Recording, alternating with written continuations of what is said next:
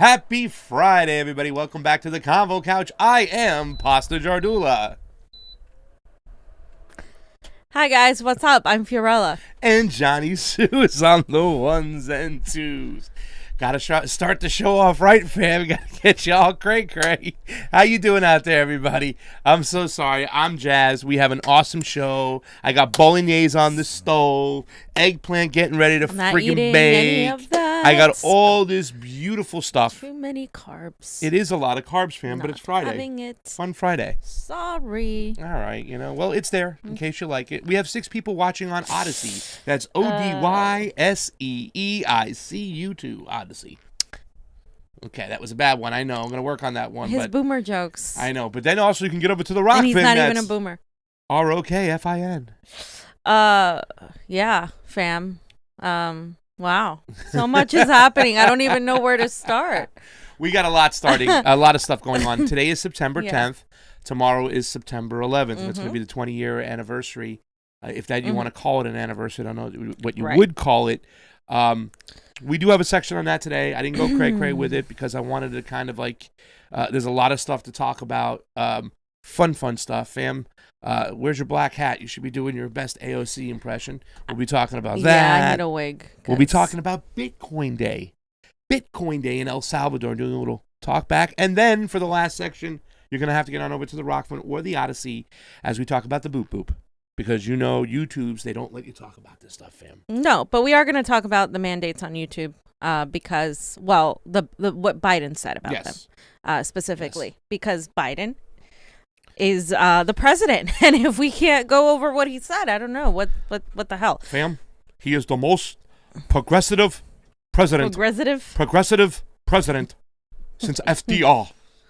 Not R.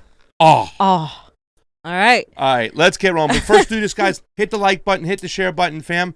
Guess who beat Trey into the door today? Ooh. Trey's not here. No offense. No offense, Trey. Running. No offense, Trey. But Trey, get your ass on over here. We're missing you. Thank you to everybody, all our Patreons, still kicking it. We love you guys for helping us and support. The Ray tokens that you guys gave us on Wednesday was amazing. We had a fun time, a great show. And thank you for so many of you for switching over to Rokfin and Odyssey after. Please understand we'd like to stay in all the platforms, but we can't because in today's climate, it's unfortunate we can't talk about certain things. But let's get going. Let's talk about this. Let's start off the bat. Let's jump right into it, fam. The water's warm. Thank you. No offense. Everybody share that Rokfin link. Share the Rokfin. Share the YouTube. Odyssey, like, share, subscribe. All of those things. Yes. Yes, we're terrible at promotion, but help us out. Okay, so fam, article here we grabbed. Since the war on terror has started since 2001, U.S. airstrikes have killed up to 48,000 civilians. Right. 48,000 civilians. And that number seems extremely low. Well, they said anywhere from 22,000 to 48,000. I think it's low. And that's just U.S. dropping a bomb. We sell bombs to other countries, and they kill plenty of civilians, too, as well. So if you talk about all the civilians that have died since 2001, since 9/11, since we set the Middle East on fire, it would be way higher. But this is just U.S.-led airstrikes. Yeah. It's not counting, the civilians dying of the, the wars, the literal combat wars, which is millions of Iraqis we killed. Consequently. So, yes, that number is just specifically referring to. Yes, just bombs that are dropped from U.S. airstrikes. But think about how many people have died from starvation, bad water, no housing, all that stuff. Just the sanctions. It's ridiculous. So when you think about it, since we've opened up the books since 9/11, and that's the thing that we, a lot of people don't talk about. I remember that day specifically. My friend Jonny Tsunami called me early, and he had told me, "Oh my God, they got us." And I'm like, "What are you talking about, John? Please." A plane just hit the building. It was probably an accident. And then shortly after, another plane hits the building. And it was very sad what happened. You saw people jumping out of the building since the Twin Towers. I lost my cousin. He worked for a company called Cantor Fitzgerald. He died on impact from the first plane. They later found out because they identified his leg through DNA. And it was a really sad day. But after that day, it just opened up Pandora's box for us to go crazy, start bombing the Middle East.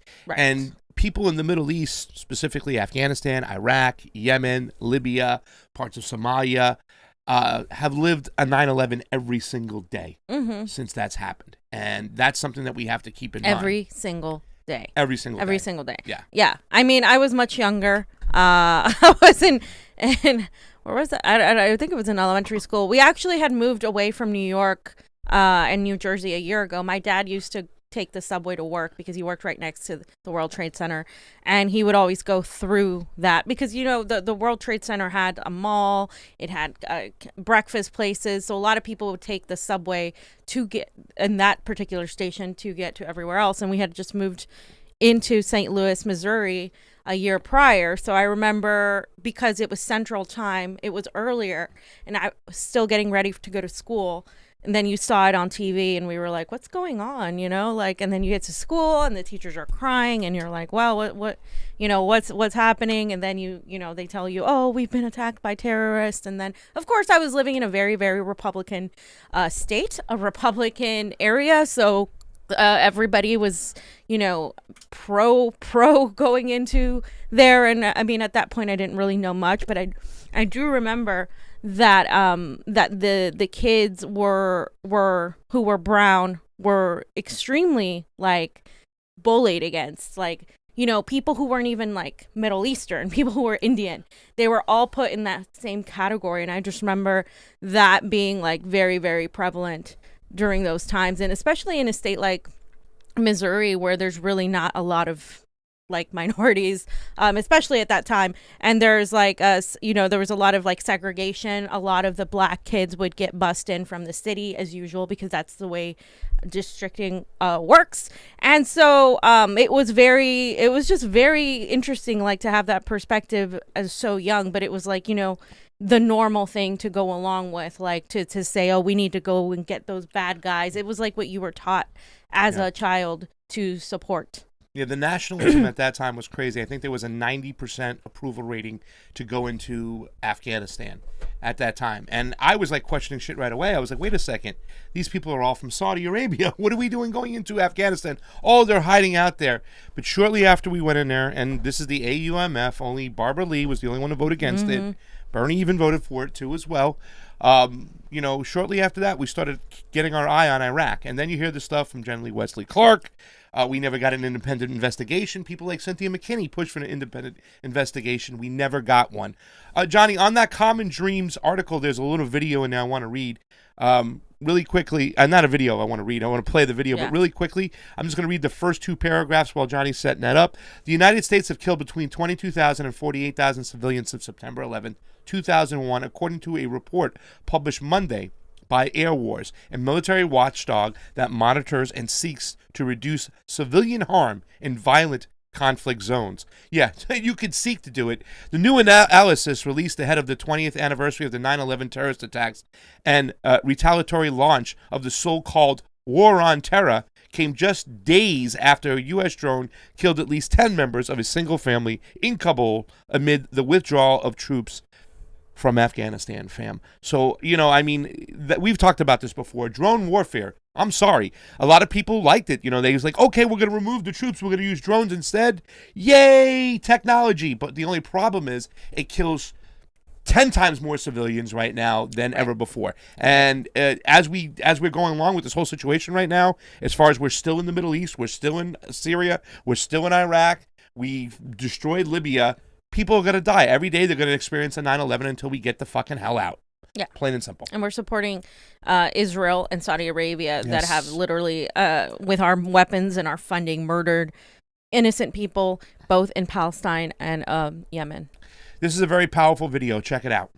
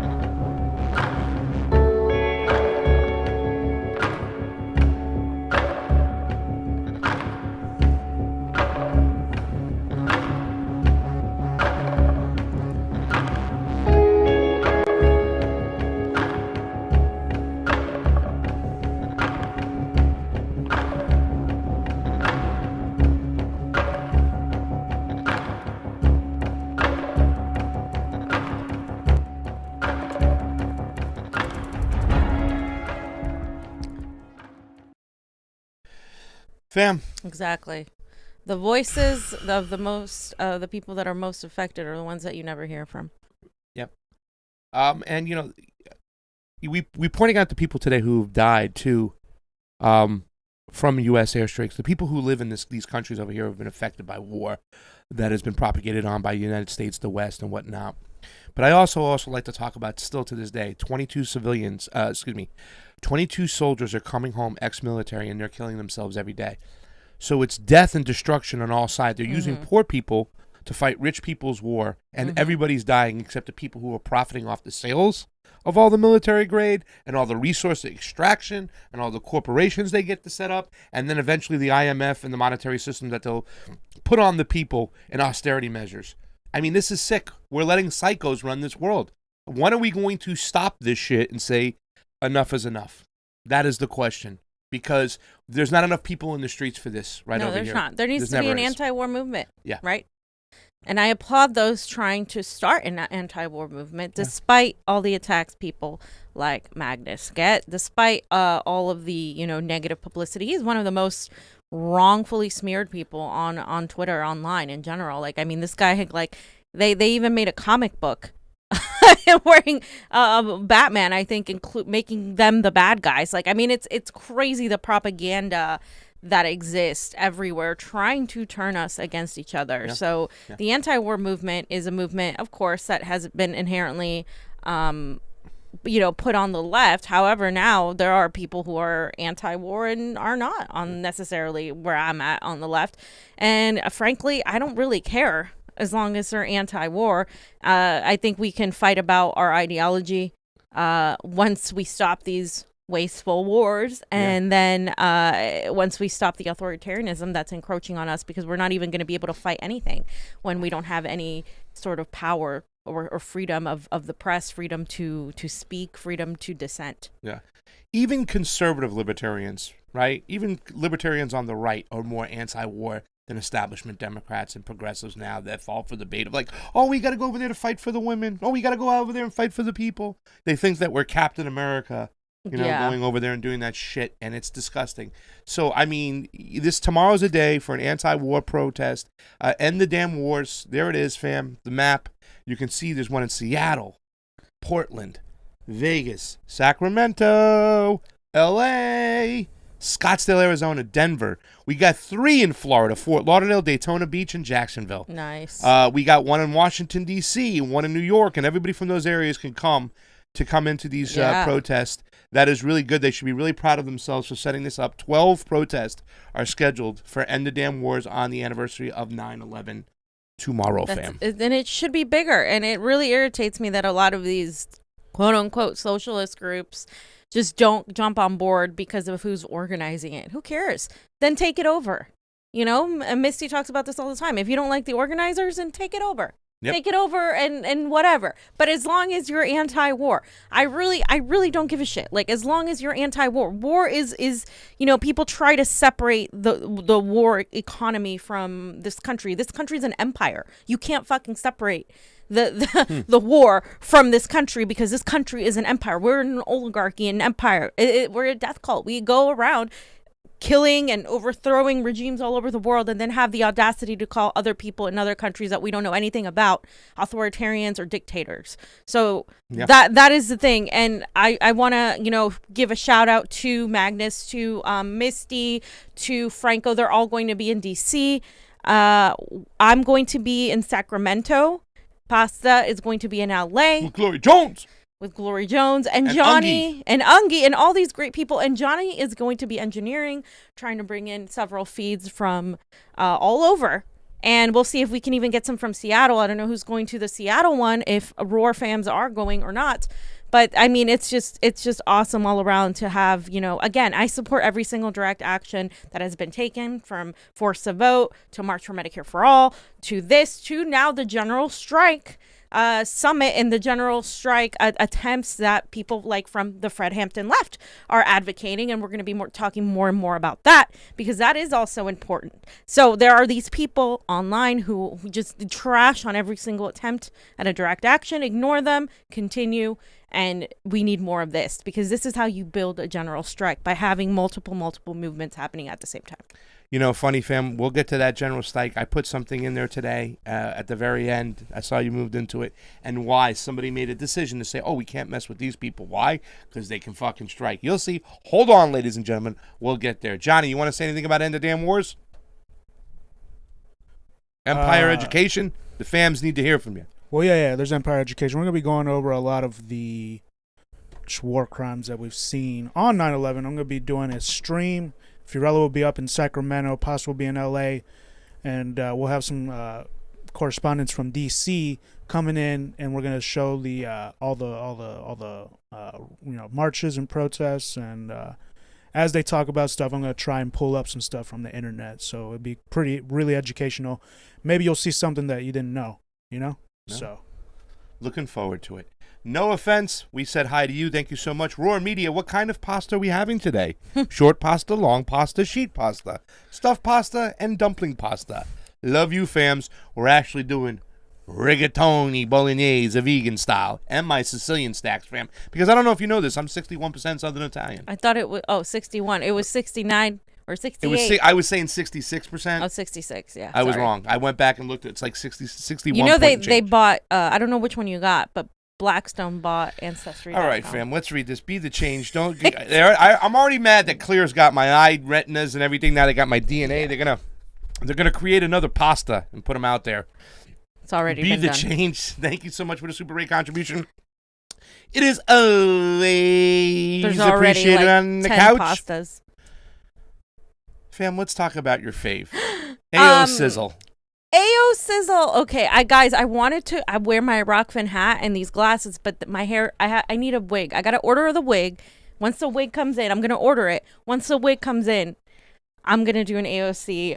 Your hair looks project. Like her hair. No, it does not. It's way too light. Her hair is darker. Yeah.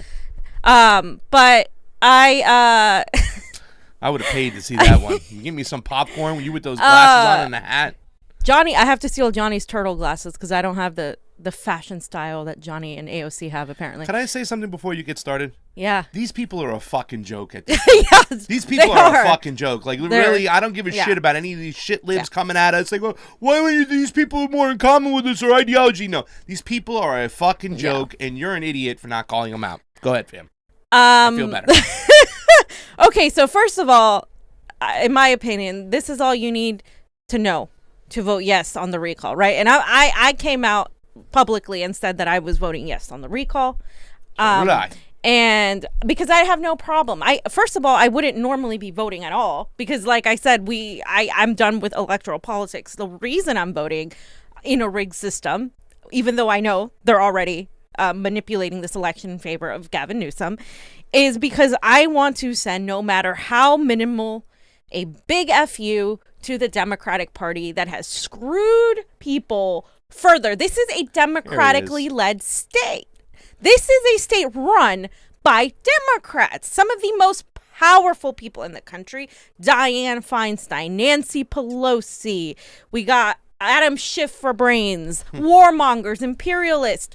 Like, these people are psychopaths. And then you got Kamala Harris, right? Ex-Senator Kamala Harris, who's now our VP, Kamala the cop, and all endorsing Gavin Newsom, right? And then you have Anthony Rendon, who killed SB 562, Medicare for All in California. Then you have Alex Padilla, the guy who literally systemically and with the help of his cohorts helped rigged elections against Bernie Sanders twice. And it was a Secretary of State and now is a senator. I mean, I could go on. And of course, the shit-lib progressives hate us because we went into the California Democratic Party. We were like, okay, let's do an inside-outside strategy. Then we started looking at what they were doing and looking how they treated progressives. And we say, this isn't going to work. We started exposing these people, going to their fucking conventions and exposing these people. And now all they do is smear us because they know that we know what time it is, right? So now, Kamala Harris, you got all these, Elizabeth Warren, all these people making commercials for Gavin Newsom. You got Bernie Cuck Sanders doing the same exact thing, right? The same exact thing. And this is the Bernie Sanders guy that was talking about one big aisle in 1986 that was talking about the Sandinistas movement. This is the Bernie Sanders. That Bernie Sanders is gone. This Bernie Sanders has been literally promoting this disastrous infrastructure bill via the reconciliation bill, just like AOC and the squad. And so now you have, Miss like the PR Instagram like influencer that she is, because that's all she is, AOC, advocating for Gavin Newsom. So let's watch her video that Gavin Newsom said, listen to AOC, grab your ballot, vote no, and mail in by September 14th. By the way, notice how they're pushing for the mail-in. Yes, now listen, if you live in California, there's probably... Yes, now listen, if you live in California, there's probably a ballot in your mailbox on a recall election. Please find that thing, vote no, stick that sucker right back in your mailbox, because the options are back. Yes, now listen. Just leave the lid on top. You can turn it off and leave the lid on top. Sorry, go ahead. You notice how Pasta's cooking while we're doing the show. So. So you notice how she did the whole like zoom eye thing. she does this weird shit. I don't know why. What's wrong with the zoom eye thing, fam? I think that's like kind of because cool. your point lands better when you have your eyeball zoomed in. I don't know. I wish Johnny could zoom in our eyeballs. Maybe like what we're saying would land better. But she did this when she was doing the Easter egg. Remember? Yes. There's an Easter egg, and she did. There's an Easter egg in this bill. By the way, where's my fucking Easter egg? AOC? I still can't find that. Bitch. I was looking all over the place, all over the gardens, all over California, all over Florida. Even went up to Seattle, went up to Colorado. Couldn't find my Easter fucking egg. I'm still waiting. Yeah. It's obvious at this point that AOC is part of the establishment. I mean, we're not going to waste our time telling you that because most of our viewers know, but there are still people out there who are like, but maybe she's just, trying to stop a right-winger from taking over. And that's where my next argument goes. My next point is that I posted this tweet. I said, look, I can't wait to vote yes on the recall of Gavin Newsom because I don't play team sports, right, Steve? And because he's done absolutely nothing but further screw the working class and progressives in California. And I will not be subjected to fear tactics by faux socialists putting the right-wing boogeyman fear again. They're doing this again. Do you not see that they do this every single time? They will always find a reason to say, you gotta vote for the other guy because this guy is likely to be worse. And by the way, they assume that I'm voting for Larry Elder, which I am not. They also assume that even if I'm voting third party, that I'm helping the right winger. It's, what year is it? Oh, it's 2021. It's almost 2022. Yeah. They're using the same fucking arguments that neoliberals used on Bernie supporters in 2015. The same exact arguments. When will it end? Okay? They always allow their fears to dictate their options. Like, they don't vote for who they want. They vote for, like, who they don't want, but who they think may be slightly better than the other guy. Yeah, it's all about themselves. It's very narcissistic. It's like, I did what I had to do. You know what I'm saying? I made a sacrifice. I stopped the impending fascism. And right now, we say this all the time. You're fighting for incremental losses. You're not even fighting for incremental gains. You're getting nothing. If you look at Gavin Newsom's post he put the other day, 5 days to fight for vaccines, climate science, immigrant rights, the minimum wage, reproductive rights, common sense gun safety laws. He's giving you nothing. Not the fact that he put up vaccines. He's literally fighting for vaccines. He's telling you to vote. Fighting for mandates. For mandates. But I mean, it's just beyond scary because you're getting nothing. And when you put yourself in a position where, like you said, you're going to fight for incremental losses, you're not fighting for the people to get them anything. Like I said, all you progressives, go out to a homeless person in California, which has the largest population of homeless people. Which we have done. We have talked to people. We have literally interviewed them. We have gone to the events. They are now getting their tents taken away. Yeah. What has fucking Gavin Newsom done? Super democratic majority in California. Of course, also the federal government. We have a Democrat majority. What are they doing for you? And I am sick and tired of being tokenized as a Latina. Dolores Huerta, again, who literally smeared Bernie Sanders as a sexist, by the way, if you recall, said, oh, you need to, if you're Latino, you need to vote against this right-wing recall. Dolores Huerta, I mean, hello, what the hell, dude? No. What has he done for the immigrant community? What have Democrats done for the immigrant community other than change it from cages to influx facilities? What? I am sick and tired of being tokenized for a fucking vote without them doing shit. And what they're doing is they're getting more minorities to go to the right. That's what's happening. That's why Trump had the highest rate of minorities voting for him. It's not because he's a fucking genius. It's because the Democrats are so bad at their job that they're pushing people away into the right. They're doing the opposite. And I think that is by design, because they want people to embrace one of the two-party systems and continue this culture war against each other without actually realizing that it's one big fucking aisle. That's it. And Johnny, I just wanted you to read. I mean, you can just scroll through some of the comments. They're disgusting. They're disgusting. Like they literally are advocating. They're literally advocating for fucking, like, look, this guy, I don't know if Kobe won. This seems like cutting off our noses to spit our faces. I don't like Newsom any more than you do, but I like everyone else even less, except for David Moore, who is a solid socialist that I voted for on the second question. With that said, I already voted no. So he voted no on the recall and then voted for somebody. I mean, you can do that, but then what's the point? Like, I don't understand, and this guy, lefty lion guy, great idea. We definitely need Larry Elder's progressive policies, like eliminating the minimum wage. It will definitely benefit us all. Thank you for your principled stance. What's the minimum wage in California right now with the super majority Democrats? It's supposed to be 15. It's not necessarily not quite even that. in certain places and stuff. And that's not enough. Yeah. Not for California. Not for anybody that's not a student, right? If you're a student, maybe you could survive, maybe, but it's hard because gas is almost $5 now here. Yeah, it's impossible. I gotta say this. I driving around yesterday, Pasadena, I saw about 3 or 4 new older homeless people out there, and the defeated look on their face.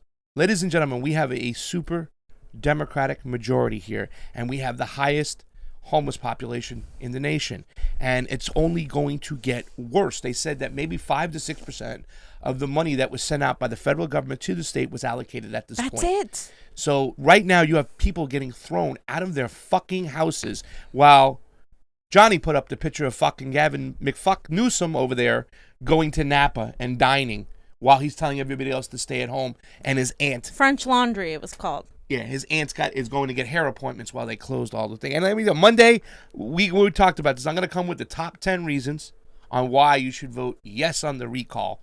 And we're going to talk about that. We're going to do it because the vote is on Tuesday when you can go in person. And so by the way, I urge you, if you're voting yes on the recall, to go in person. Yeah.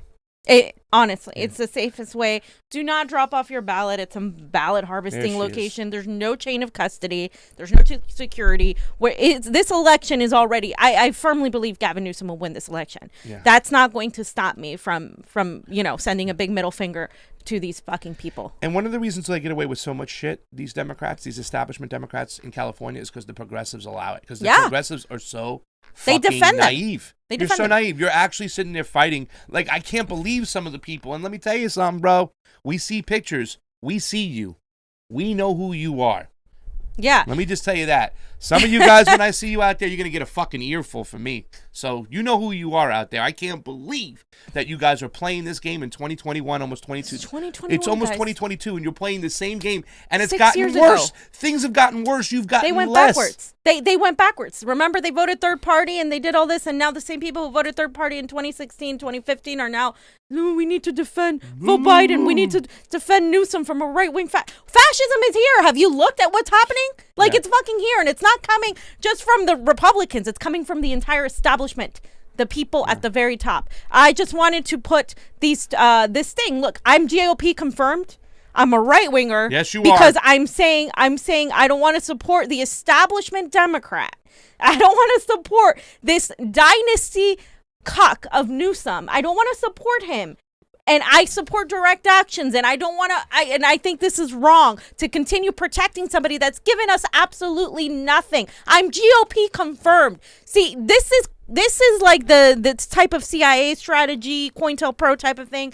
Oh no, you like, first of all, they're assuming that I'm voting Republican, that I'm helping the Republican. There were so many lies said about me. Somebody said I voted for Trump. Like, Pasta knows I would never vote. Like, all of them, they know that I would never vote for Trump. It's just hilarious. But it's just like, you're a right winger now if you don't support establishment Democrats. You're a right winger if you question elections. You're a right winger if you're you want more information on vaccines, if you're hesitant, if you say there's other methods, whatever. You're a right winger. Protection of our civil liberties. Yeah, you talk about civil liberties. You're a right winger. You're a right winger. Like, so they've taken, the establishment has taken all of these things that we should be questioning because we question power, and has made it. Exactly. They've weaponized it and made it this right wing thing. And now anybody who holds a dissent, even if you are on the left, you are mislabeled as a right winger or a GOP confirmed. Yeah. Like, let me help you out though, fam. Who gives a fuck? Because these people are they're diminishing in number. They're getting smaller. That's why they're so loud. So all the jerk offs whose names begin with G, okay. Your clan is getting smaller. Nobody's falling for your shit. You're not winning any independents over. Your time is almost up. You're clinging on. You're just holding on and holding on. And by protecting these cuck-ass establishment Democrats. And what would really happen, fam, if we did? What would happen if, in fact, we sent Gavin Newsom packing, right? I made a tweet about this. What would actually happen if we said, Gavin Newsom, you're fired? Maybe the Democratic Party, and somebody said, I don't think so, but maybe the Democratic Party would have to go back to the drawing board and go, well, maybe we have to give the voters something for them to vote for us on. Yeah. Maybe we have to give them something policy-wise for them to get off their ass and come vote for us. You would think. Maybe. Why don't we try that? We've tried it your fucking way for 6 fucking years. Sorry for cursing, Mom.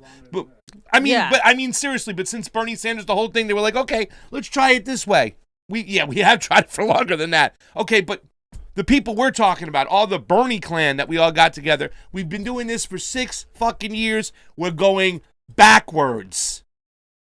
Exactly. They're going backwards. They're stagnant. It's disgusting. Learn the power of no. Learn the power of no, as Cynthia said. So now I just wanted to show some tweets to counteract that from some fams who were like seeing what was happening, right? Seeing me get called a GOP. And these people are like, why does it matter if Gavin Newsom gets recalled? This is from Chris Gilman. Seriously, if the California recall election goes against him, so what?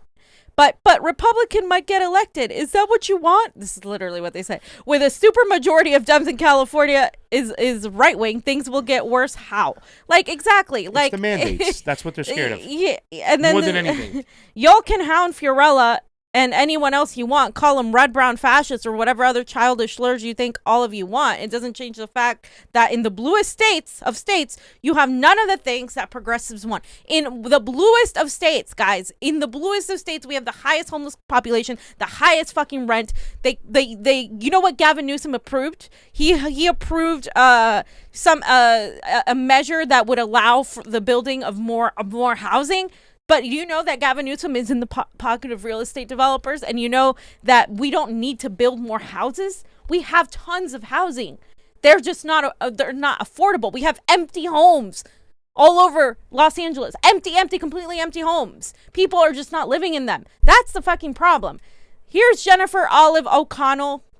This young woman is being attacked by her supposed progressive allies for being an independent thinker. They hate that word, those 2 words. So very sad. Congrats to her for standing up for what's right and voting yes on recall. That's the part that matters. Also, I think, let's see, who else? Blah, blah, blah. Oh, no more donations. I'm seeing lots of folks trying to voter shame Fiorella over her voting yes on recall, trying to use the same bullshit argument. You want a Republican? For the record, if I still lived in California, I would definitely vote to recall that mother effer Gavin Newsom. People need to F off. Ooh. And the last thing I wanted to share on this section is Rose. So Rose McGowan, okay, good company to be in. This is her message for Gavin Newsom. We are done with your lies. For all good, honest people of California, the time is now. Get him out. Let's listen to what she says. Governor Gavin Newsom, you're facing a recall because you're a fraud, just like your wife, Jennifer Siebel Newsom. I have the receipts. I wish I didn't. I wish you were all real. I wish you really did help, but you don't. And you're on the side of wrong. I hope this recall goes through because California does not need you. The nation does not need you. The world does not need you. We do not need you. Love Governor her. Gavin Newsom. Powerful. Right? And that's the thing I want to dismantle right now, right here now. It's not a right-wing recall. Sure, there's a lot of right-wingers who want him recalled for their particular reasons, but there are also people like me who are on the left that think he has done absolute nothing for people living here. I live here. A lot of the people speaking on the behalf against this recall don't fucking live here. I live here. I see what Gavin Newsom hasn't done, and I see what he has done that has helped the 1%. And he is literally tied up with the elites of Hollywood, with the fucking real estate developers. Gavin Newsom is that guy. He has done nothing for the working class, for minorities, for immigrants, nothing. He needs to go. And that is from the fucking left. I don't give a shit. Like, if I happen to agree with a Republican on this, so what? I don't care. Get him the hell out. That doesn't mean I'm going to suddenly be like anti-immigrant. Hello, I'm a fucking immigrant. Like, it just means I want him out. I don't think that anybody coming in is going to be any worse. And I don't see the difference between Democrats and Republicans. I don't. That's where we really draw the line, because some of these people still think that there's a fucking difference. Really, there's really not. Johnny, what else you got on the recall? Because I've said enough about this shit. I can't wait till we get till Monday where we can blast Gavin Newsom and show you cucks what you are voting for. All right, we're good there. Bethlehem Tessafay, hey. Thank you so much. Thank you, fam. Thank you, Bethlehem Tessafay. A-Rem, thank you for the Super A contribution. It is Come on, A-Rem. You know better. Appreciate it on the couch. And Nautilus, thank you so much, Nautilus. That's awesome. That stuff really does help. We appreciate it. You're doing a damn good job being you, Fee. Stay cool. Thank you. We have 82 people watching on the Rokfin, 336 on the YouTubes. Let's get that number up. Ocho on the Odyssey. Okay, there's some cool stuff up there, guys. There's some cool links from Mr. Evans and Popeye the Sailor on Odyssey if you want to check it out. Now, fam, this next section, I got this ready, fam. This is all you. I got my orange pin there, guys. Can you see this right here? That's the orange pill. That's my orange pill, Bitcoin pill. Now, fam, I know you're not like 100% sold on Bitcoin yet. However, I'm going to try to convince you even more today because we got some juicy, awesome stuff that went down in El Salvador, and we're going to show you. So Bitcoin Day was on Tuesday. It was the day that it went legal tender in El Salvador. They're still keeping the dollar. They told everybody they can, if you want to still use the dollar, you don't want to use Bitcoin, you don't have to. But the whole nation went ready. It got themselves a Fire network. It got themselves their own wallet called Chivo, Chivo, and they actually gave people $30 in Bitcoin for signing up on that day. So we have a really quick thread over here. Chivo. And we're going to go through this thread. I'm not going to go through everything here. There's a lot of stuff here. We're going to go through a few things and stay on it. But right there, I'm in El Salvador, San Salvador, on Bitcoin Day, starting this thread to keep you posted. My feeling as of this moment, we are witnessing history. So you can see the paper. There it is. They ran out of those papers quickly. The next thread, it says, first thing, obtain a Bitcoin newspaper. We have a feeling that more Bitcoiners had this idea. There were none. Now, here's the parts I want to concentrate. At the protest now, around 150 people at the square protesting against Bitcoin. And we can see that picture right there. So it's not a crazy amount of people, but there is a decent amount of people that are out there that went to protest against Bitcoin. They really didn't give a lot of answers why they want to protest against Bitcoin. Some people in the gay community are saying that they're not getting the attention they deserve. There's a lot of people who said it was just rushed and it's not needed. But there wasn't a huge reason why they are going against Bitcoin. So there's another one. You can see they were marking up a little stuff with the anti-Bitcoin stuff. It wasn't a huge showing, but it was a little one. And then there was another group that showed up right over there. You can say, what does that say? Queremos. We don't want Bitcoin. Hashtag no queremos Bitcoin. No queremos. Oh, nadie quiere Bitcoin. Nobody wants Bitcoin. Yeah, right. They are marching through the streets now. The more groups join. So they did this nice and early. They got out there. Johnny, you can play a little bit of the next one right here. I wouldn't say it's the biggest protest I've ever seen, but it's not insignificant either. Really loud fireworks are being thrown around. So you can see there it is. It's not a huge group, but it's a small group. Earlier that day, too, it's kind of funny. When they stopped doing it, the president, Bukule, he said, they only had the money to fund half a day of protest. They didn't have the money to fund the full day of protest. That's a shame. You can see them still marching on. There's the military getting ready with drones, and they said, government sending drones to keep an eye on the crowd. Things could get a little tense, they said. March ended at the Palacio Legislativo. Palacio Legislativo. I was kind of close. We will go back to the center to check out the other side, goal of the day, make a payment with my own Lightning node. Now, remember, even though they had the Chivo, which you can see right there, the ATM, it's a Chivo. That's the government's wallet, but they said you can use any Fire Lightning wallet. I have one that I can use right here. It's called the Strike app. I can use it in El Salvador if I want. It's part of the Fire network. The Fire network's a network built on top of a network, so it's really quick. Here's another guy, the owner of the coffee shop, who was only accepting a chain of transactions. We showed him the Moon wallet, and now he's accepting Lightning as well. This is the power of Bitcoin. And here's another one. People getting on board one at a time. Many of the Chivo wallet stalls in the city. A lot of Chivo officials are here to help interested Salvadoranians. Now, fam, it crashed. It had so many people that were using it that it crashed. Wow. They were offering $30 a person to sign up. But later that day, they got it working and everything was fine. And you can see the guy talks about it. I sold $20 worth of Bitcoin. You get a little thing, a little fee, a very tiny fee.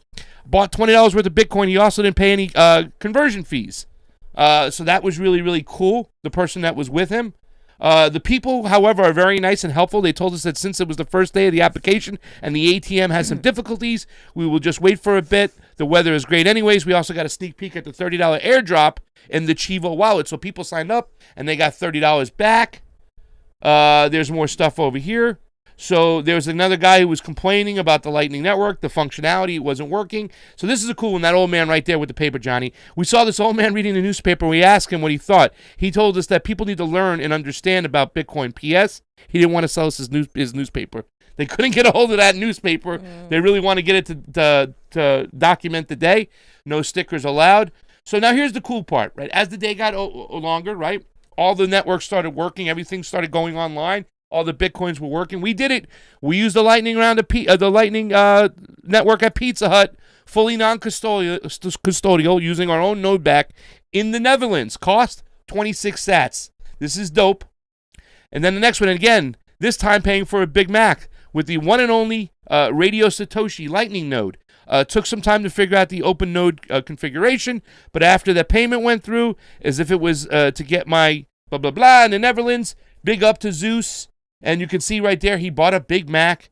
Right there, there's a little code using Bitcoin. So recap, I paid $5 for my Big Mac using the thing, blah, blah, blah. Let's go to the next one. Apparently, there is a Lightning functionality in the Chivo wallet. If we have the chance, we'll try that out next. Thanks for the information. And here it is, the third time's a charm, paid for a cold brew at Starbucks. Guys, this is the future, hyped as fuck right now.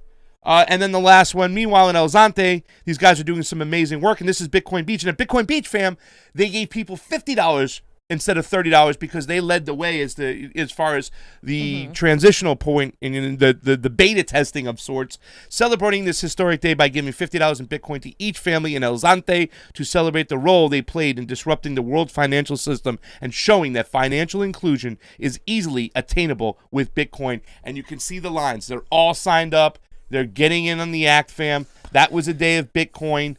They were able to go see the protest, the whole 9 yards. Just an awesome fucking thing. So let's get into this a little bit. Okay, so hold on a second. Because you're like, woo. Go ahead. So how will people in this country, El Salvador, the technology is lacking already. How will these people all be able to, especially the working class, be able to have access to being able to use Bitcoin, and how exactly does, and maybe you can answer this, Jonny, does this disrupt Wall Street? Yeah. Jonny, you want to answer, or do you want me to jump in there? From the commie here. It disrupts Wall Street because it disrupts the banking system, because you don't need a bank. Your wallet is your bank. Exactly. And there's a public ledger, and what people do is they verify the transactions on that public ledger. The ledger being it's a sheet that has a bunch of numbers, a unique name for you, and then it shows, okay, you're transferring 5 Bitcoin to this other unique name. And then the way it works is that people verify those transactions, and then it goes through. And then there's a little fee for verifying the transactions. So that's basically how it works. You don't need a bank. So you take out the middleman. Yes. You take out the middleman, which, banks have been seen to cut your funds off. I just saw something the other day that said that the government in Australia is considering, or I don't know if it was in Australia or here, but, oh no, it was here, the IRS. The IRS wants to monitor bank accounts. Yeah. Yeah. They can't do that with Bitcoin. No. They can't do that. And that's approaching a fucking super fascistic fucking absolutely control of fucking government. It's like, if the IRS is going to monitor it, then what the hell? Yeah. You got to get your money off the bank accounts, right? Yeah. Yeah. They want complete control of what's going on, and a lot of that monitoring comes from a lot of cryptocurrencies and Bitcoin. They want to see the highways, the on-ramps and the off-ramps. Like Jonny says, it's a unique number that you have. It's a wallet number, and there's not a lot of know your customer tied to those wallet numbers. There is in some cases, but for the most part, it's just a unique number. So yes, they can look at the ledger and they can look at the blockchain, but transactions between people are transactions between people. If you're not coming in and out of a bank and not using a bank, therefore, you don't have to pay those fees. It's just a small, tiny, fractional fee. And we're going to get into that because I'm going to talk about remittances. But how is he providing all this technology? Obviously, you need a phone. Well, yeah, a lot of people still do have phones, and now they're making sure that the wallets are applicable to the phones that people have. In fact, I think he made an announcement that you can download one of the most bought phones in El Salvador. Will definitely have the app on it, the Chivo app. Okay. So I don't know what he's going to do as far as making sure that everybody gets the technology to use the phones. Yeah, some people might not. It's going to take a minute, to get caught up. Especially the older population. Yeah. But the interesting thing what's going on is people are talking about, because they had a $1 billion loan from the IMF in place that they were going to have. And now Bukule, this guy, he's fucking with the IMF sometimes. This guy's really smart. It's like, I don't even think he still wants the loan. Like, he was like, okay, we'll take the loan. We'll take the $1 billion loan. Now, wait, you're adopting Bitcoin. Yeah, but we're going to still have the American dollar. We'll take the loan. Well, they're like, well, we don't know if we want to give you the loan now, right? And he's like, oh, well, really? That's the kind of the mentality. If you watch this guy on Twitter, he's actually toying with the IMF.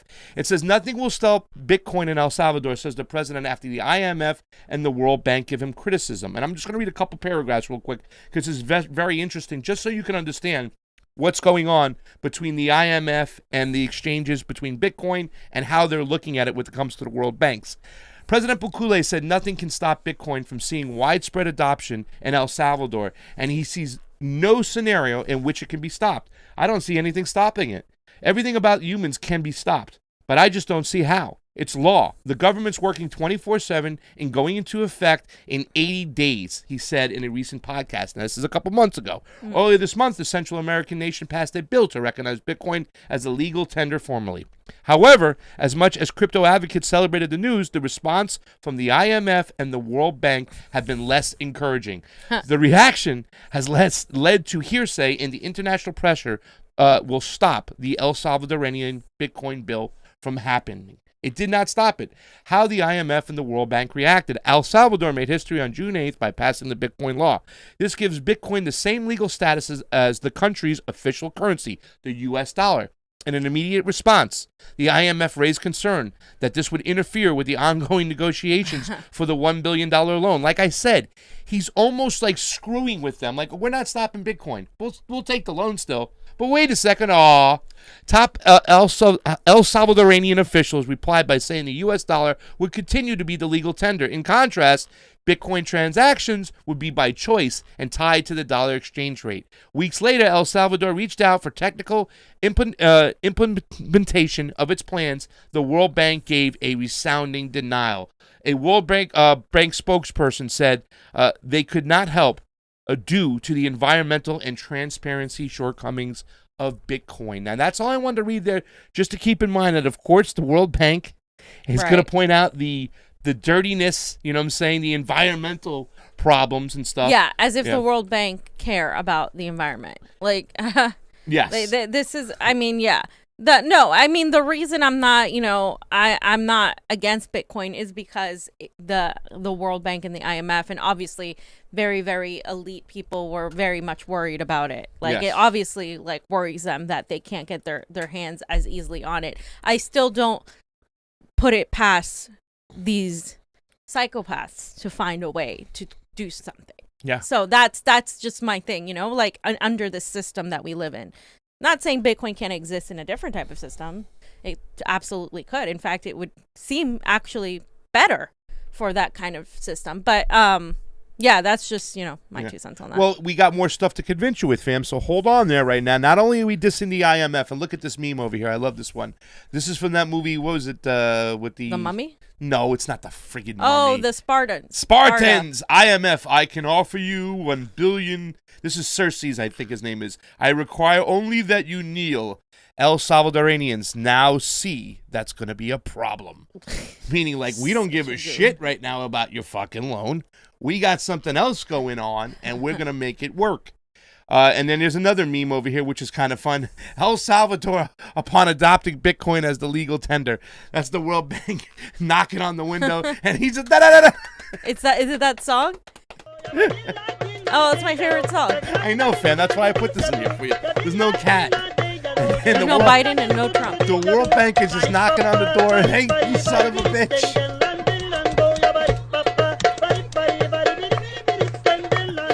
Look at the World Bank.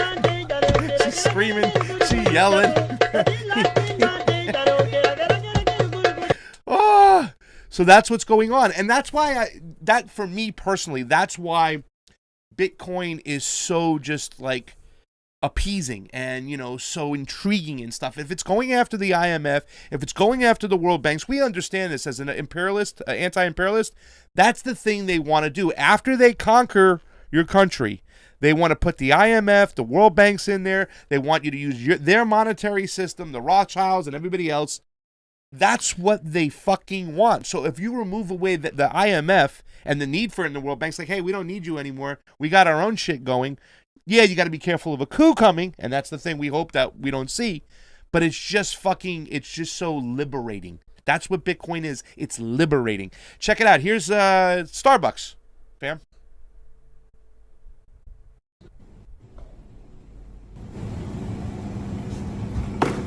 Sería un pumpkin spice frappuccino grande con leche de almendra, un bacon gouda y un americano grande.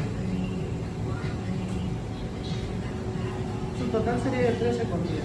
Perfecto.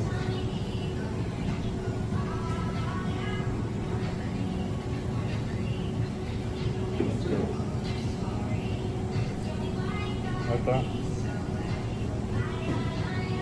Listo. Te va a salir a vos.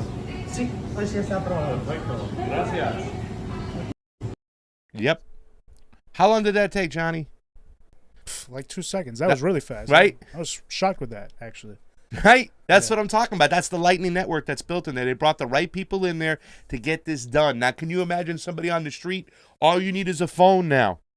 Let me get a pupusa. Bloop, bloop, bloop, bloop, bloop, bloop. That's it. I want to buy a pupusa in the streets with fucking Bitcoin. It's amazing. We saw what the guy did with his whole thread. McDonald's, here or there. I want to see it being used in independent business and small businesses. That's what I want to see. Now, those Starbucks are obviously franchised out to people, whatnot. I want to see the small people be able to use this stuff. I want to see their wealth grow. I really do. They tried to fund these kind of protests and whatnot, and they went after the volatility of it. And it's like, it's too volatile. You're going to ruin the country. People are going to lose money with this whole situation. But Bukele was ready for this whole situation, fam. The whole day, he had it planned. Just take a look at this. So President Bukele just announced that El Salvador officially bought their first 200 Bitcoin. This is the first known nation to purchase Bitcoin.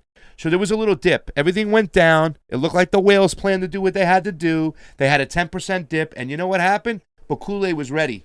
He reached into the state's pocket and he goes, El Salvador just bought 200 new coins. We now hold 400 Bitcoin. Bitcoin Day. 400 Bitcoin? Yeah.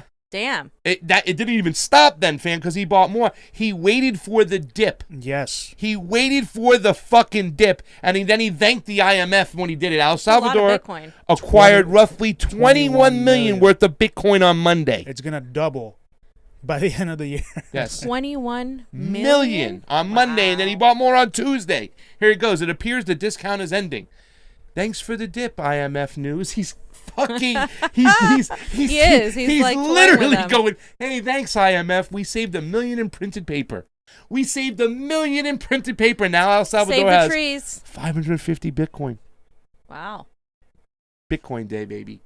This guy was ready. You know, when we had Camilla on the show, she talked about some of the things about him that, it's.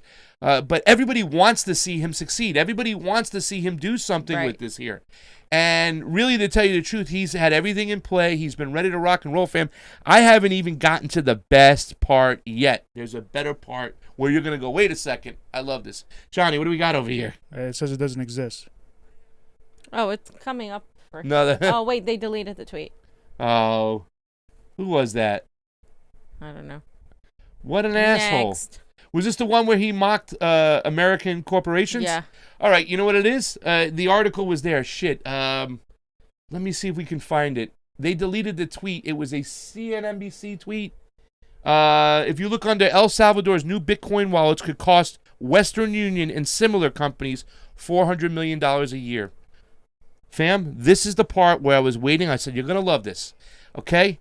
El Salvador's new Bitcoin wallets could cost Western Union and similar companies $400 million a fucking year. Look at the highlight points of this. In 2020, El Salvador received nearly $6 billion in remittances, which accounted for about 23% of its gross domestic product. So in other words, money that's sent from the States to El Salvador is about 25%, 1/4 of their gross net product. In other words, people come here, they work, and they send that money back. But every single time you send that money back, you got to pay the Pied Piper, Western Union. Yeah. And it costs a shit ton of money. It costs a shit ton of money. A shit ton of money. But now, with the Lightning Wallet, I can just go, okay, let me send my friend, let me send the Wanaka money in El Salvador, bloop, bloop, bloop, and they send it right away.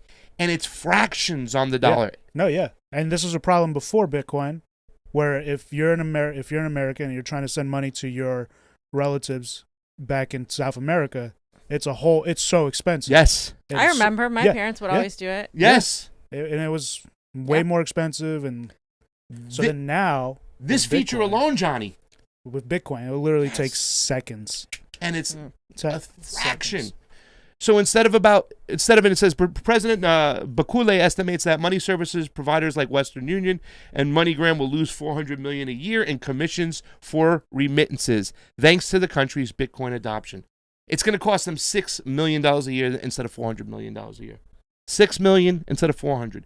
Some of 70% of Salvadorian population receives remittance payments.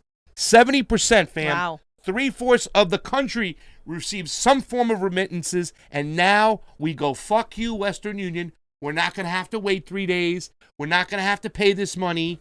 And who gets that saving, fam? The people.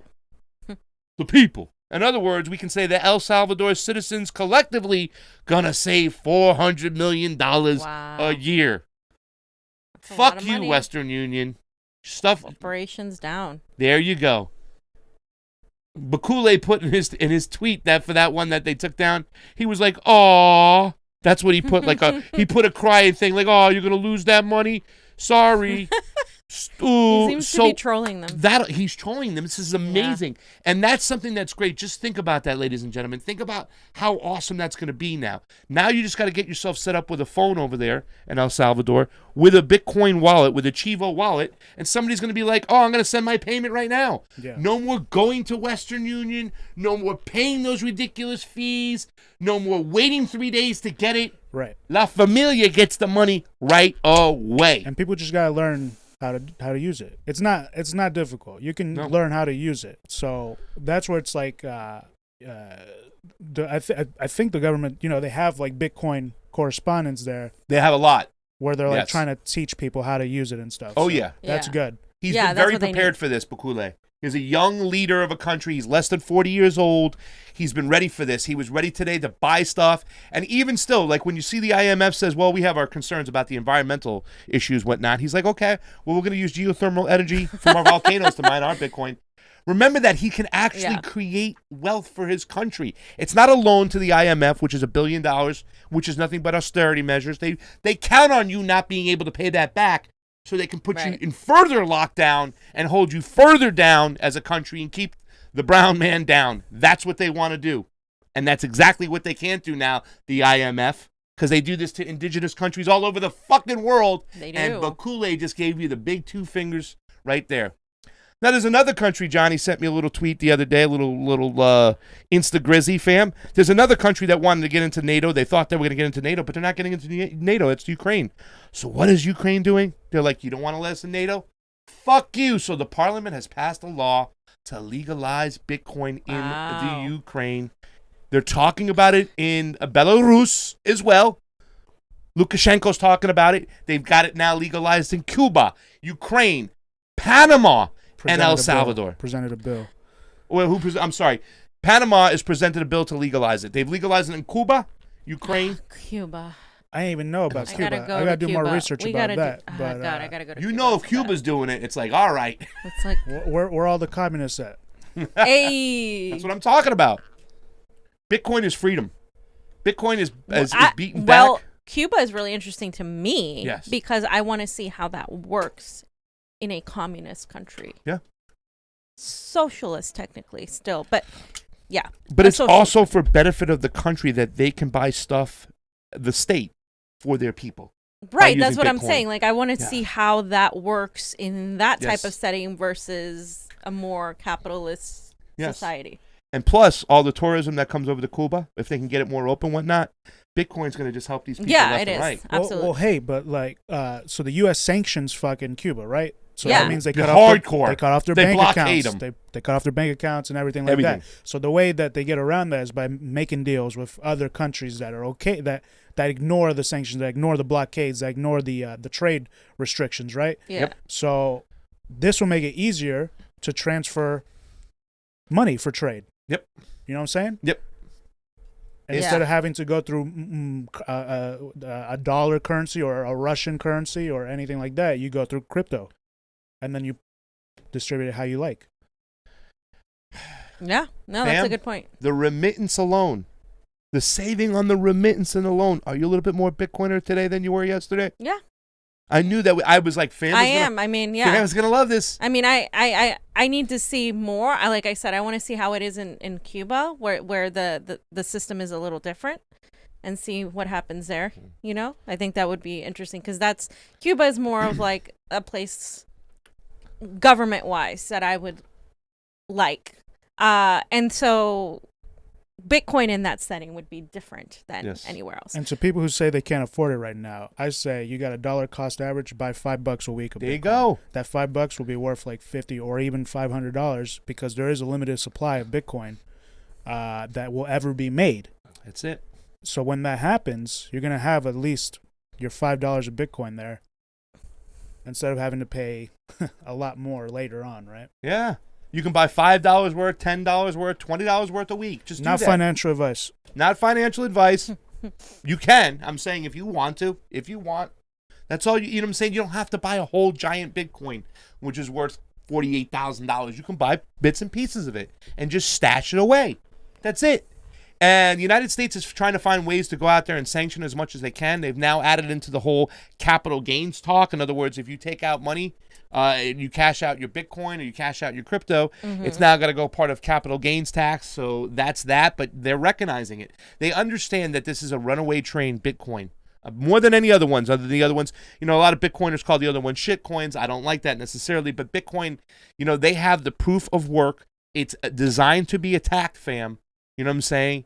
And a lot of Bitcoiners talk about it. It's designed to be attacked, so attack it. It's just going to make it big. It's just going to make it grow. It's just going to help all these countries adopt it and say, fuck the U.S. dollar. Because the U.S. dollar is backed by nothing. Yep. But a bullet and a gun. Alrighty, fam. Let's Super do it. Race. All right, so fam's almost a Bitcoiner. She wants to get to Cuba, so these super rays are going to help us get to Cuba. So thank you so much, fam. The Shadow Ban refugee. Hey, shout out to your video, Shadow Ban. Paulie, fucking video is getting likes. Go check it out. We have it on the Rokfin. I just took it off the premium, so you can watch it on Rokfin for free. If you're a YouTuber, you can watch it on YouTube. The Shadow Ban refugee Paulie says, I worked all through the pandemic. I built and retrofitted hospitals for COVID units. I was sent home on multiple unpaid quarantines and faithfully worked while millions made more than me on unemployment. Biden had told me I have no right to work anymore unless I put dope in my body. I've been clean for 2 years. I've been betrayed by the state.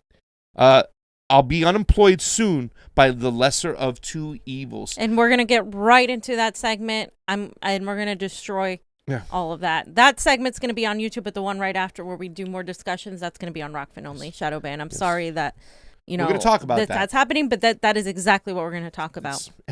They said it would never happen, fam. Yeah, exactly. Because like, fam's having a great I told you so moment, but it's a sad I told you so moment. I told you so moment, yeah. This one's from the young fucks. The young fucks, Robert Dore says, fuck the haters fee.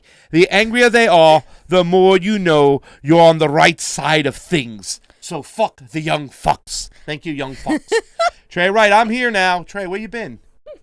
Trey, you're late. We held the space for you right here, Trey, and now you're coming in.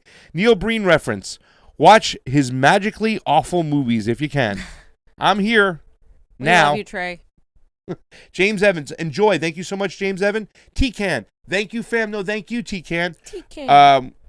Shadowban refugee, as countries adopt Bitcoin, the IMF will accept payment for loans in Bitcoin, so the IMF can monopolize Bitcoin. Furthermore, Bitcoin is no way private. I can see every Bitcoin transactions on the chain, and the way the reporting legislation is going. You'll have to attach your name and identity to a wallet. I hold Bitcoin, so I don't think it's Satan, but I'm totally upfront with what it is. That is true, but you can open up multiple wallets and multiple things, and you can transfer stuff in between each other with the Fire networks. It's not the final solution. Those names are not attached unless you're using an on and off ramp like Coinbase, where they hold on to your key. KYC, right? The Know Your Customer. Yeah, Know Your Customer. All right, that's true, but you can use other wallets that won't will let you get around certain things. It's not the end of the game, but it's a really good one. And if in it's a momentary driftwood for some people. Here's the thing: if the IMF starts accepting payments from Bitcoin, that's going to shoot Bitcoin all the way up because now people can go out and get Bitcoin left and right. Once the states put it on the books, it's going to shoot it right up. It's time for us now, the middlemen, the smaller people. Remember, this is also a transparent currency system, monetary system, right? You can see that the rules. Only a certain amount of Bitcoin is going to be made, and they can't change the rules. The IMF, the World Bank, what do? They change the rules, Wall Street all the time. You saw what happened with Wall Street bets. They can continuously print this dollar on paper, devaluating our own currency, the American dollar, meaning it's shit. That's not going to happen with Bitcoin. It does have some issues, but I think it's really great right now. We'll talk more about this shadow ban when we get a chance. Revolutionary Drew says, I would support of El Salvador legalizing Bitcoin as a currency, but in the form of a UBI, paying their people with Bitcoin every month. The volcanoes are producing and mining Bitcoin, so it should benefit the people and not allow foreigners to move into El Salvador to gentrify the people. 20% live in poverty. That is my other concern is I see a lot of foreigners that are going there. And I'm not saying that can't provide tourism for the country and other good things, but it's definitely like a lot of foreigners that are more interested in that. I would like to see some sort of like government like way to actually help the people through Bitcoin. I like that idea. Maybe El Salvador's system might be better set up for that. A UBI here I don't think would be beneficial because of who's in power. But like maybe in a country like El Salvador it might be better. I don't know. Yeah. Well, they didn't do a UBI, but did the one-time payment of $30 for people signing up for the wallet, which was pretty cool right off the jump.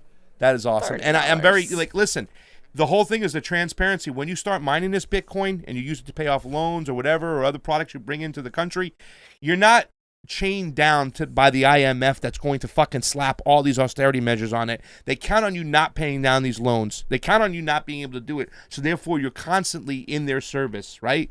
With Bitcoin, if you mine the Bitcoin and you use it for resources for your country, and you're creating that money out of what? Out of the fucking volcano that's already spewing out energy? That's going to be amazing. Yes, it's just like any other country. We have to see to make sure that they're not corrupt with the whole situation. And we'll just see. But right now, I think it's a great move. It's completely pushing back against the IMF. And I like that right out of the gate, fam.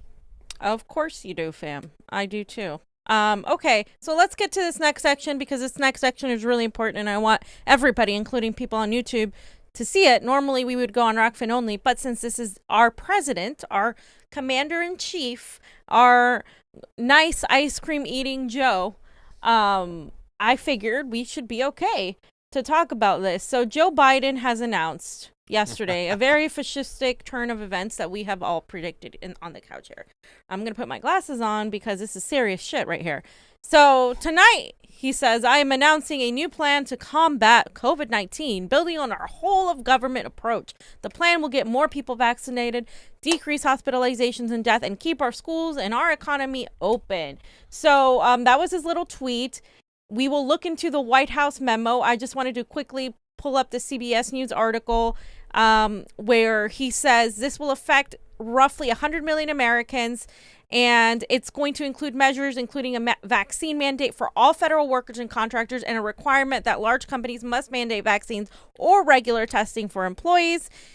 He said, my job as president is to protect all Americans. So tonight I'm announcing that the Department of Labor is developing an emergency rule to require all employers with 100 or more employees that together employ over 80 million workers to ensure their workforces are fully vaccinated or show a negative test at least once a week. The bottom line is we're going to protect vaccinated workers from unvaccinated workers. So now I want to go over a little bit of the video. It's worth you guys seeing snippets of it. It is not worth you guys watching the whole thing. You're going to be mad. 35 minutes or so that I will never get back. So I got two little segments that we're going to hear. I want you to hear from what he says, how he literally puts vaccinated people against the unvaccinated people. The rest I will summarize by telling you guys what he said verbatim. So at 4 minutes and 5 seconds, Jonny, on this YouTube video, what he does is he blames the unvaccinated for pretty much everything that's happening, for the economy, for getting everybody sick. He reinforces trust in the vaccine and Big pharma. Yeah. So let's hear that part. Hear about and we see the stories of hospitalized people on their deathbeds among the unvaccinated over the past few weeks. This is a pandemic of the unvaccinated. And it's caused by the fact that despite America having unprecedented and successful vaccination program, despite the fact that for almost 5 months, free vaccines have been available in 80,000 different locations, we still have nearly 80 million Americans who have failed to get the shot. And to make matters worse, there are elected officials actively working to undermine the fight against COVID-19. Instead of encouraging people to get vaccinated and mask up, they're ordering mobile morgues for the unvaccinated dying from COVID in their communities. This is totally unacceptable. Third, if you wonder how all this adds up, here's the math. The vast majority of Americans are doing the right thing. Nearly 3/4 of the eligible have gotten at least one shot, but 1/4 has not gotten any. That's nearly 80 million Americans not vaccinated. And a country as large as ours, that's 25% minority. That 25% can cause a lot of damage, and they are. The unvaccinated overcrowd our hospitals, are overrunning emergency rooms and intensive care units, leaving no room for someone with a heart attack or pancreatitis or cancer. And fourth, I want to emphasize that the vaccines provide very strong protection from severe illness from COVID-19. I know there's a lot of confusion and misinformation. Yeah. But the world's leading scientists confirm that if you are fully vaccinated, your risk of severe illness from COVID-19 is very low. In fact, based on available data from the summer, only 1 out of every 160,000 fully vaccinated Americans was hospitalized for COVID per day. These are the facts. So here. All right, these are the facts, he says. Fam, I'm ready to rip we're not gonna really get too deep into that. We'll do it in the next section, but I just want to say we have provided countering information from doctors and scientists to what he's saying there about the effectiveness of the boop boop. We have also talked about how the division, right? They're trying to create a further two-tier society where you have the vaccinated and the unvaccinated. And notice how his language and his speech is heavily focused on blaming the unvaccinated. He calls it a pandemic of the unvaccinated. Which we knew they would say. And he is weaponizing people's fears and emotions throughout this whole speech to basically have them fear those who are unvaccinated in order to accept these incoming mandates, which are the beginning, because what it's going to happen is these mandates will turn into passports, which is where we're going. He then urged, So then the next part, he kind of goes deeper and talks a little bit more about it, and we can watch it. I'll let you say whatever you want to say. No, I'm just like a pregnant woman, like trying to breathe, like I'm really, I just compared himself to a pregnant woman. No, you know how they breathe? Because I'm so fucking fired up. I will wait up. Please, I need Lamaze. Give me something. I should have drank decaf coffee. This is pissing me off to no. Yes. I mean, this is fucking disgusting. Johnny, 8 minutes and 16 seconds. Here we go. Vaccinated with new vaccination requirements. Here are the requirements. Of the nearly 80 million eligible Americans who have not gotten vaccinated, many said they were waiting for approval from the Food and Drug Administration, the FDA. Well, last month, the FDA granted that approval. So, the time for waiting is over. This summer, we made progress through the combination of vaccine requirements and incentives, as well as the FDA approval.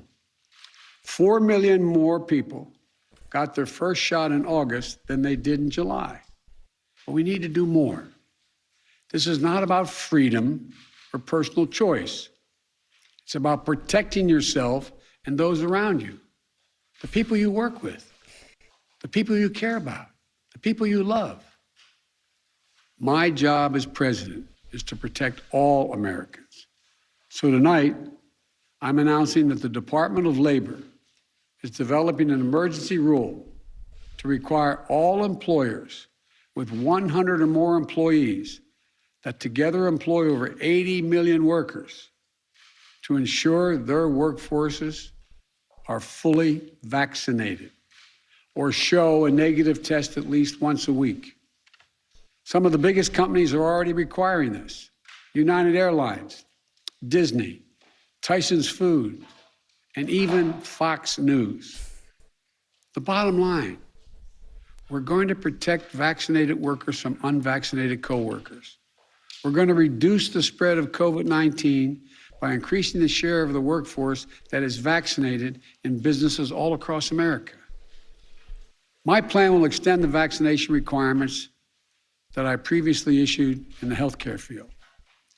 Already, I've announced we'll be requiring vaccinations of all nursing home workers who treat patients on Medicare and Medicaid because I have that federal authority. Tonight, I'm using that same authority to expand that to cover those who work in hospitals, home health care facilities, or other medical facilities. A total of 17 million healthcare workers. If you're seeking care at a health facility, you should be able to know that the people treating you are vaccinated. Simple, straightforward, period. Next, I will sign an executive order that will now require all executive branch federal employees to be vaccinated, all. And I've signed another executive order that will require federal contractors to do the same If you want to work with the federal government and do business with us, get vaccinated. If you want to do business with the federal government, vaccinate your workforce. And tonight, I'm removing one of the last remaining obstacles that make it difficult for you to get vaccinated. The Department of Labor will require employers with 100 or more workers to give those workers paid time off to get vaccinated. No one should lose pay in order to get vaccinated or take a loved one to get vaccinated. Today, in total, the vaccine requirements in my plan will affect about 100 million Americans, 2/3 of all workers. And for other sectors, I issue this appeal. So he then goes on to urge large venue owners to require them vaccines or regular testing, and then asked family doctors to do the same and to demand that their patients also get vaccinated. So he literally says, I plead to the family doctors that they get vaccinated. And then at 12 minutes and 40 seconds, you don't have to play it, but he says, and this is my message to the unvaccinated, what more is there to wait for? What more do you need to see? How about the clinical fucking trials, you pieces? Oh my God, I want to go off right now. Did you want to play that? Yeah. Oh, no, oh I want to go off so fucking badly. Just, it's like a 10 seconds. My message to unvaccinated Americans is this. What more is there to wait for? What more do you need to see? We've made vaccinations free, safe, and convenient. The vaccine has FDA approval. Over 200 million Americans have gotten at least one shot. We've been patient, but our patience is wearing thin. There you go. And your refusal has cost all of us. No, it hasn't. So please do the right liar. thing. But just don't take it from me. Listen to the voices of unvaccinated Americans who are lying in hospital beds, taking their final breath saying, if only I'd gotten vaccinated. Oh, shit. So notice how he's once again blaming the unvaccinated, using the method of pathos, like look at the people that are dying on the bed. This is what works on the progressives, right?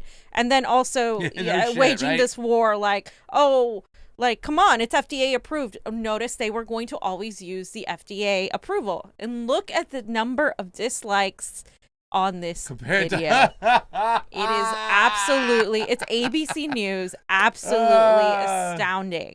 If you think that there's not more people questioning this, you are wrong. There's a lot more people than people think. They're just not as vocal because we need to get out in the streets. We need to get out in the streets. So we're going to talk more about this and what it means and all of that. But then I just want to go over specifically what he says, because then he says that the vaccinated are very safe even if they get COVID, and he pushes the boosters for extra protection, saying that the boosters offer the most protection. Then he says the safest thing to do, and this is where I got pissed off, is for kids above 12 is to get them vaccinated. Kids. And urges the parents to do so immediately. Then he says regarding the kids under 12, he urges them to keep away from the unvaccinated. Urges to keep your kids away from those who are unvaccinated. Then he says he supports top doctors and FDA in a quick development of vaccines for children under 12, so be on the lookout for that. He also called on all governors to require vaccination for all teachers and staff and urges those who have not to do so. He says that governors who do not cooperate with COVID protection measures, he's going to use his powers of authority as president to force them. And he will double the fines of those who are unmasked in the airport and have any issues at the airport. So those fines will be doubled. And again, he blames all of the unvaccinated for any issue with the economy. And you guys can go to www.whitehouse.gov and click on that. And it has the entire thing that he basically said, the entire plan. And it says vaccinating the unvaccinated. That's scary. And you can look at the whole thing. Vaccinated the unvaccinated. Yeah, path out of the pandemic. I mean, it goes through pretty much everything he says, all the points. You know, if you want to like break those down. You can read them. I read the whole thing. It's pretty much what he says. It's just bullshit. But yeah, there you go. It's not even that it's just bullshit. It's very scary right now. This is full-blown fascism right here. Yeah. And I'll hold my breath until we get to the safe place because of the censorship bullshit we got to deal with. Yeah. I wanted us to remember this because I was told, as many as us were here, we were also told by friends of ours, this isn't going to happen. They're just going to keep it in the private sector. Let's remember that in July, Jen Psaki said, it is not the role of the federal government to force Americans to get vaccinated. It is now early September, right? Here we go. She's hit a brick wall with trying to convince people to get vaccinated. Is that a sign that perhaps the federal government should step in and issue mandates? And if not, are you putting the needs of unvaccinated people ahead of the needs of vaccinated people? Well, I think the question here, one, that's not the role of the federal government. That is the role that institutions, private sector entities, and others may take. That certainly is appropriate. Also, local communities are going to take steps they need to take in order to protect people in their community. She's hit a brick. So it's not the role of the federal government, fam. The federal government is stepping in and taking on that role, like we said they would, because you live in a fucking oligarchy and the corporations are the government. Fam, I don't know if you made this clear, but companies that don't follow, companies with 100 more employees that don't follow it get a $14,000 fine. $14,000 fine per fine per person per situation. Yes. So they are stepping in. They are.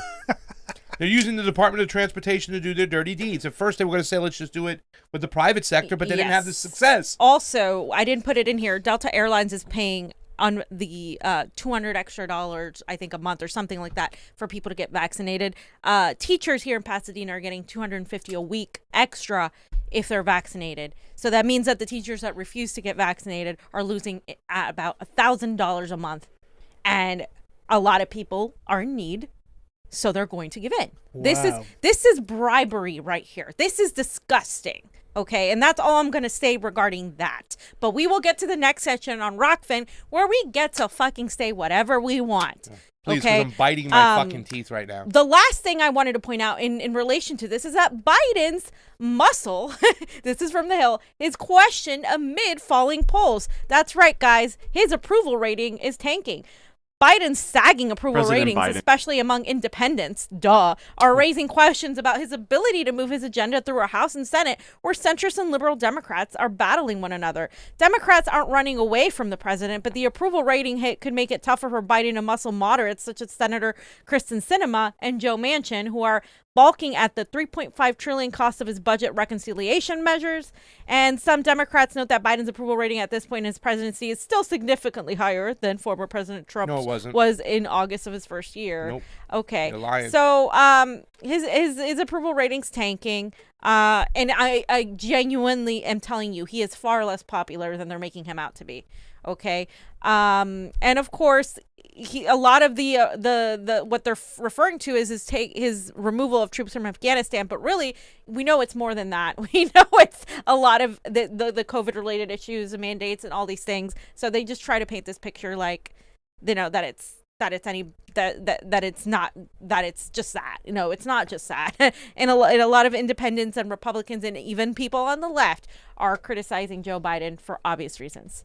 So you put this in there, right? Because this is very important, fam, because we talk about all the time. We talk about a general strike, right? Yes. Well, the Postal Service workers will not be included in Biden's mandatory vaccine orders, sources say. Why? Because he knows that they can get together and they can fucking shut shit down. And this is the power of a general strike, what it can do. He's not going to even go near them. I bet you Amazon was like, yeah, maybe or you know, whatever the big companies were like, yeah, let's just wait. Yeah, we'll see. Yeah, let's not fuck with. Well, Amazon will be a lot easier because they'll be able to. It's a lot of businesses because a lot of businesses are relying on the Postal Service right now. Absolutely. Because of the pandemic. But you're talking about workers who've worked together for a long time. They already have a union. They already talk to one another. You know what I'm saying? Amazon has a lot of people they're hiring and firing and whatnot. But the USPS could shut shit down. They could be like, you want to force us fucking mandatory vaccines? Fuck you. We're not delivering the mail.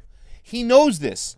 They know this. I just put this in it because I wanted to display to you people the power of collective bargaining together Yes. and what a general strike could do. Yes. He won't even go near them. Yes. Because he's got 750,000 employees that are going to be like, motherfucker. They'll shut this shit down. You're not going to tell us what to do. Yeah, and that's the thing. In a country right now, they're one of the few unions, right? We don't really have unions, and we don't have a powerful union system, and the unions that exist are very much co-opted and corporately run, and they fall in line. A lot of the unions are falling in line, especially with this. So what we need to do is build a workers type of movement. Then if you don't have a union, replace that union by collective bargaining with your workers. It's essentially a union. It's just not a union by name. We're all these shitlibs that support the unions. Look what this said. While the APW leadership continues to encourage postal workers to voluntarily get vaccinated, it is not the role of the federal government to mandate vaccinations for the employees we represent. The union said in a statement. Of course. Exactly. Absolutely. That's why they killed unions in this country years ago, dude, because they knew something like this could happen. It would shut shit down. That's why it's what Theodore said. You get the truckers, and they just stop their vehicles right on the freeway, and they walk right the fuck out. The truckers could shut shit down. You shut shit down. Amazon, Bezos, ain't nobody can deliver your shit, right? That's what needs to happen. And again, this is why it doesn't matter if you're vaccinated or not. Whatever you choose, these mandates are a slippery slope. These people hate it. It's a slippery slope into authoritarianism. And with that, guys, let's check the Rokfin. And before we do that, I'm just going to play the Ungies. Fuck censorship. Yes. Because the whole reason why we have to go to Rokfin is because we're not allowed to say certain things or even have our opinions on stuff on YouTube. Yeah. And in Facebook and Instagram and Twitter. It's becoming ever more increasingly the censorship. So yeah. And by the way, we have 150 people on Rokfin. After the video, watch the video, and then click over to Rokfin. Let's get this up to 250 today. Let's show these motherfuckers they're not going to shut us down. They're not going to take away our freedom of speech. Say fuck censorship. Say it loud. Say it proud.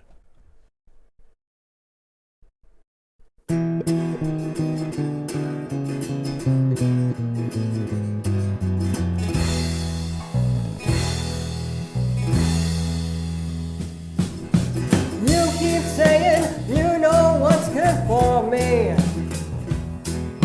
you think you know what I should and shouldn't hear.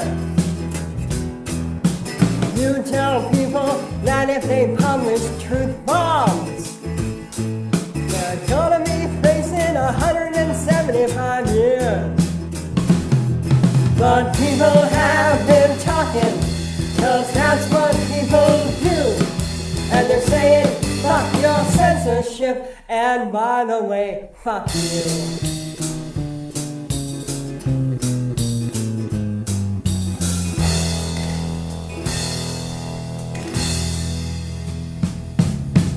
You're maintaining that political correctness is more important than veracity. You're trying to tell me that free speech is reckless. So now truth is becoming a rare commodity. 'Cause people have been talking, 'cause that's what people do. And they're saying, fuck your censorship, and by the way, fuck you.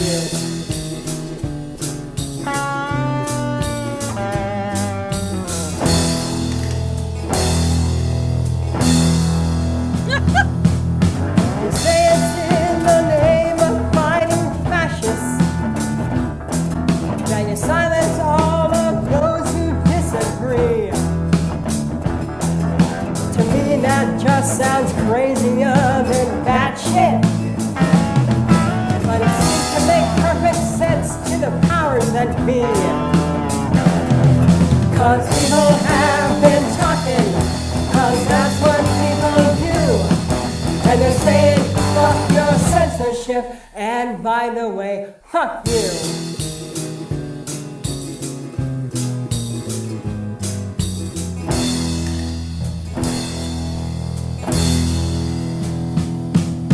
They're censoring the Convo Couch and Heartlands.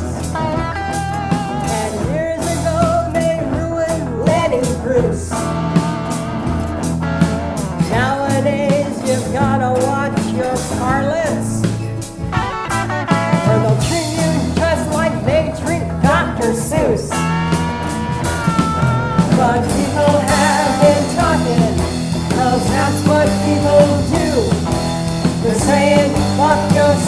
censorship. And by the way, fuck you.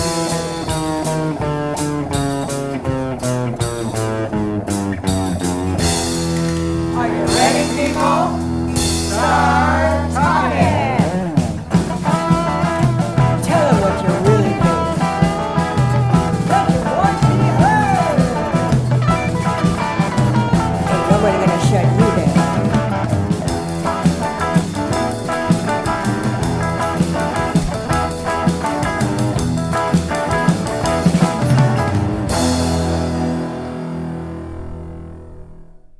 That's right. Everything Julian Assange was talking about is coming into play at this very, very moment, by the way. So again, always free Julian Assange. Yeah. Special shout outs Kim Iversen, Ron Placone, Roar Media over there, Magnus Panvidia, Hunter Carranza, who spoke, Ian on Another Worldview, Possible, Love You Kid. Misty, who was there too. Johnny spoke. Steve Poikinen, we saw walking up with the whole Action for Assange crew. Andrew, Amber, and Shanda, I think we already mentioned them. Jordan, who also spoke to as well. She sang a beautiful song in front of CNN, I believe it was. And big ups to Mike Unge and also One Eye Jackie. We love you. Johnny, amazing work as fucking always putting these videos together. You're the best at it right now. You know what I'm saying? There's nobody better. Give it up to Jonny Tsunami. Put that great fucking thing together. Great song. Yeah, and edited that video. Unge wrote the lyrics. Yes. Yeah. And PJ sung it, and then Sergeant Boot produced it. So. Yes. That's awesome. Love to all those people and all those people who came out and supported us. All you folks who came out there in D.C. who were with us in the streets, in L.A. and with you who you with us in the streets. We love you. Thank you so much in coming out and supporting us. And if you're not on Rokfin now, get your ass over to Rokfin. Rokfin. If you want to go over to Odyssey, you could do so. Please do so. But thank you so much, guys, for supporting us and doing that. We're going to have a last segment over here on Rokfin. Are we off the other channels yet, or? I think just the last thing I just want to say is people signed this petition August 24th. Ken Klippenstein doxed Fiorella. I don't know if you saw it. Jimmy Dore covered it. We've been thinking about taking some type of action, but I eventually just did this on my own. I'm leading the call for the resignation of Ken and The Intercept and a public apology from Ken and The Intercept. It is unacceptable that The Intercept allows this behavior. Here's the petition. It's on Change. We got 143 likes. Convo Couch will now retweet. Did you see that? I just took away a like. It's been doing that. I like it, and then it takes away a like. I don't know. That was weird. They're doing that left and right. Yeah. They're literally doing that shit left and right. Every single time I look at my Twitter, they take away followings from all my fams. It's ridiculous. And then, so here's what he posted, and then a lot of people are like, they're signing the petition. So if we get to 10,000 petition signers and The Intercept still ignores it, that just tells you a lot about they're scum. They're going to ignore it. But at the same time, I haven't even received an apology from Ken. Nope. So it's just really, and you know, it's funny. Unprofessional. Like, you're working for a supposedly professional fucking news Truth outlet. and Justice. Investigative reporter, you know. For the Kyle Kalinske thing, like, how many inboxes I got messages from other journalists who were like, please take this down and da-da-da-da-da. Like, where are why is there a double standard for this dude? I mean, what he did was 1,000 times worse. Yeah, you could, like, it's no comparison, right? Like, there's no comparison. But even for a tweet that I made and then I took down, like, it was just for me. I was getting like crucified. We made a whole video. Where is Ken's anything? Like, there's no accountability, and you have to understand that there's a double standard for the blue check type of establishment, because he's establishment, whether they want to admit it or not. The Intercept is establishment, and what they put out for COVID, we haven't covered it yet because we already covered it. I mean, this is what everybody knew. And they're framing it a certain way. So again, we're still going to continue the COVID coverage to counteract that. But The Intercept is not a place where you trust things, right? It's not saying that nobody does good reporting there. Some of the information is good, but it's kind of just enough. They never go deeper than the surface, and that is by design. So just be mindful of what they've done to people, even in spite of Chelsea Manning and what she just did. In spite of all of that, what they did to her, what they've done to whistleblowers, not a place that I would want to work in anyway. Exactly. Yeah, and really, to tell you the truth, I think Chelsea should say something about our little boy Ken Klippenstein over here doxing people and putting that shit up for having a disagreement. I mean, this is the that's what they're doing now. We're living in. No, that's what they're doing. There was a video on TikTok where this guy, I was so disgusted by the replies. Terrible. I sent it to you. I was so disgusted by the replies. They went to this woman's work. They were trying to get her fired. They went through her whole record. They put it on TikTok. It was like disgusting, and I don't even know. Like it's really this is what the liberals are doing. This is what the progressives are doing, and they're so happy about it because they feel morally superior. Yeah. They feel morally superior to somebody else because of their choice, and that's disgusting. That is like you're right there when it comes to like authoritarianism and Nazism, and eventually you're going to get there. So it's something we have to really, really stop. There was this movie called The Paper, and there was a line when wife can't remember her name. Meg, what's Ryan? No, not. I forgot her name. One of the most famous actors, but she told Michael Keaton, "You're fucking fired." And he goes, "Congratulations, you've now become everything you hate. You hated. Yeah. You used to hate." Yeah. That's what the progressives are doing. You're now becoming everything you used to hate because you think that you are morally right and you're justified with your cloak of virtuosity. Yep. That you can tell these people, and then comparing them to Nazis and all this other shit to justify the impending fascism while you're standing behind censorship, fake elections, imperialism, and vaccine mandates. Have fucking fun with that, you donkeys. So everybody that's on YouTube, go on to Rokfin. We're going to get started, and then we'll read these at the end. Yes. You want to read these at the end? Yeah. Okay. Yeah, let's read them at the end so we can, because we can do that. Let's do that. Guys, get over to Rokfin. Goodbye to Twitter or Twitch. Gone. Goodbye to Facebook. Gone. Goodbye to You're going to want to hear this. YouTube. Bye, YouTube. The NIH and CDC backtrack.